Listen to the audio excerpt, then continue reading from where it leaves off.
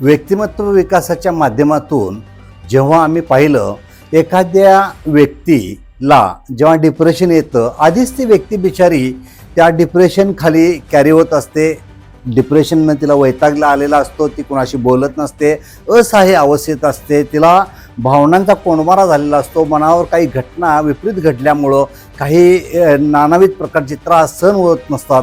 अशा वेळेला ज्या पद्धतीनं ती डिप्रेशनमध्ये जाते ती बिचारी व्यक्ती खरंच कंटाळलेली असते, तिला कळतच नसतं, मार्ग सुचत नसतो. अशा वेळेला घरच्यांच्याकडून, आप्तमित्र सख्य नातेवाईकांच्याकडून अथवा जवळच्या एखाद्या व्यक्तिमत्वाकडून, तशाच प्रकारे नानाविध प्रकारचे शिक्षक असोत किंवा अनेक कोणीतरी हितचिंतक असतील, अशांच्याकडून त्या व्यक्तीला सुधारण्यासाठी मोलाचे सल्ले देण्याचं काम चालू केलं जातं. ती व्यक्ती खरंच कंटाळलेली असते, वैतागलेली असते, त्रासलेली असते, कधी काय आत्महत्यास प्रवृत्त होत असते, तिला कळत नसते आपण काय करावं. आणि अशा वेळेला हा भडीमार जो होतो त्याच्यामुळे ती व्यक्ती आणखीनच गोंधळून जाते की आपल्याला खरंच काहीतरी खूप मोठं झालंय वाटतं. आणि खरं तर हे चुकीचं आहे मित्रांनो, कारण मी बघितलं आत्तापर्यंत मी गेली कित्येक वर्षे संमोहन क्षेत्राच्या माध्यमातून व्यक्तिमत्व विकासाचे वर्कशॉप घेतो.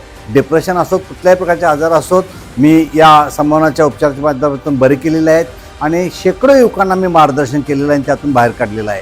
तर अशा वेळेला जी व्यक्ती त्रासात आहे, समस्येत आहे, अडचणीत आहे, तिला भावनिक आधार देणं, समजून घेणं, नानाविध पातळीवर तिच्या जीवनाला स्थैर्य, सुख, शांती, समाधान देण्यासाठी योग्य प्रॉपर गाईडलाईन मिळणं गरजेचं असतं. आणि असं गाईडलाईन मिळाल्यास ती व्यक्ती कसलंही डिप्रेशन असू दे, कितीही मानसिक ताण असोत, कितीही दडपण असो, ते त्यातून बाहेर येऊ शकते. त्यासाठी कृपा करून अशा व्यक्तीला आपण मानसिक आधार द्या, सांभाळून घ्या, समजून घ्या. तिच्या भावनिक, तिची संघर्ष आणि तिच्या समस्या या जेव्हा तुम्हाला समजतील तेव्हा त्यांना योग्य न्याय देण्यासाठी थोडासा प्रयत्न करा. ही माझी आपल्याला कळकळीची विनंती आहे. धन्यवाद.